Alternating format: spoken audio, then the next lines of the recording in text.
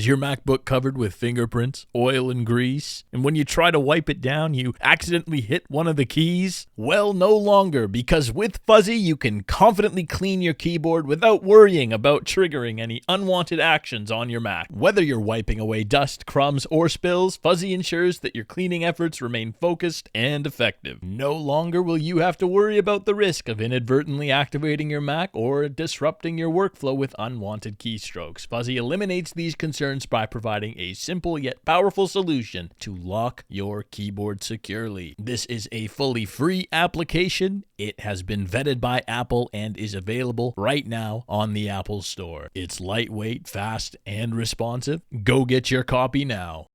So I wanted to start out this video by saying that I'm just blown away with the performance of the MacBook Air M3. I didn't really expect it to be a machine that I could use for everything, but that is exactly what it has become. I use it for programming, I use it for video editing, I use it for everything, and it's always up to the task. So the video that you're watching right now was edited on a MacBook Air in Final Cut Pro. It's 4K footage, multi-layered, color grading, color editing, many transitions and effects, and it doesn't stutter once. It's insane. Now, of course, if you have a MacBook Pro, you get a computer with fans, you get a computer that sustains better thermals throughout your video editing or your software development or your virtualization or whatever heavy demanding task you're doing. But I will say that it's not as necessary as you may think it is. With Apple Silicon, we're at the point where we can kind of just use whatever form factor we like, because for 98% of the people, the M3 base chips, not even the Pro, they're sufficient. Now, this MacBook Air is the upgraded version. It is the 16 gigabytes of RAM with 512 gigabytes of storage. So it's not the 8 gigabyte, it's not the base model, but still, I can use this for everything, and I'm really happy with it. Now, the MacBook Pro does have a nicer screen. Bezels are a little thinner. You get the Pro Motion, so you get that 120 hertz smooth refresh rate, as well as you also get a higher resolution, I believe, and better color accuracy. But listen, all of that stuff, while super nice, it tends to mean a lot more on paper from my perspective, because with both of these machines here in front of me, when I look at each screen, they're both stunning. They're both remarkable. And if you're looking at it one-on-one and you're not making side-by-side comparisons, which you won't be doing day-to-day use, you'd be hard-pressed to tell the difference. You really would, other than the 60 hertz. That is a bit of a bummer, but again, you use it long enough, you just kind of forget about it. Plus, I have an Apple Studio display that I do a lot of work from, and that's also 60 hertz, so it's really not that big of a deal. Both keyboards feel great as well. I do tend to lean towards the MacBook Pro. It's a little bit softer. It feels like there's a little bit more travel distance. I'm not sure about that, but I like the way it feels. However, both keyboards are some of the best keyboards you'll ever use on a laptop, so it's a win-win. You can't really go wrong either way. Aesthetically, the MacBook Pro keyboard does look better with that black casing, but again, not a big deal. And speaking of colors, I really do like both of these colors. I actually prefer the Midnight more. It just has a little bit more flair as opposed to just being a black laptop. When you catch it in the light, it gives you that hint of blue, and it's really stunning, but the space black is really sleek too. I can't complain about either colors, and I do tend to gravitate towards the darker colors. I think a lot of us do. One, because they're just newer, it's a little bit sexier, and also when you're using it in dark mode, it's just a lot less distracting, and it just feels like a more coherent design, if that makes sense. Now, this MacBook Pro has the M3 Pro with 11 core CPU, 14 core GPU, and because of that power, it's for sure going to have a longer shelf life. You know, it's going to be more future-proof than the MacBook Air, but I typically don't keep MacBooks for a super long period of time. For me, that's not a big deal, but if you were looking to keep this MacBook for 5, 6, 7 years, it would make sense to go with the MacBook Pro, I think, though, again, with the performance of both of these machines, they're both going to be fine for years to come. The Midnight does tend to show fingerprints a lot more than the Space Black, which is weird because I believe they both have the same anodization process, but that's just the case. Maybe it's because the blue is a little bit lighter, so fingerprints are more visible. Either way, I use an Apple polishing cloth, clean them off, and it solves the problem, so not really a big deal. I did do some heavy video editing and multitasking with the MacBook Pro. I could not get the fans to turn on. I could not make it audible at all, and of course, with the MacBook Air, there is no fan, so you really can't hear anything there either. I really do like the MacBook Pro's design and build. It feels super premium. Both feel like very premium laptops, but the MacBook Pro, because it's a little heavier and because it's a little chunkier, does just have this like solid build, this premium feel that maybe it's more of a psychology thing, but it feels very premium, more so than the MacBook Air. But here's where things get kind of interesting. For me personally, I've never really cared about portability in a laptop, especially when you're comparing two MacBooks, like, 13 versus 15 or 14 versus 16, like who cares? It's a laptop. You can take it wherever you want to go. It's not that heavy. But the MacBook Air is so thin and so so portable that I don't really want to use anything else.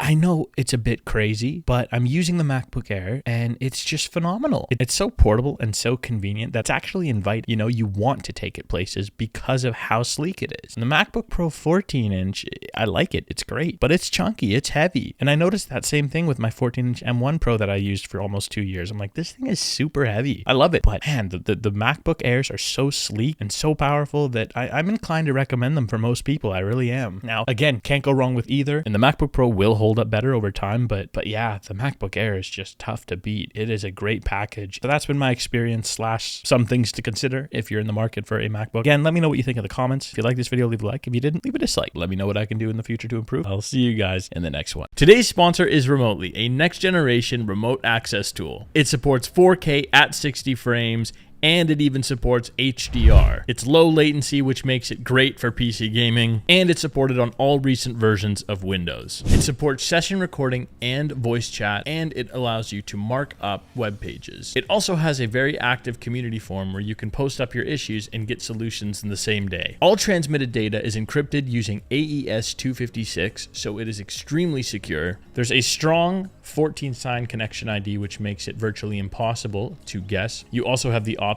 to brand the quick support tool with your company brand and logo, and there's an advanced mobile application that allows you to use your tablet as a terminal. And currently there's free licensing for both business and personal usage, so you have nothing to lose. I've been using this software now for a couple weeks and I'm very happy with it, and I highly recommend you guys check it out. Again, big thanks to Remotely for sponsoring this video. Check them out at the link in the description below.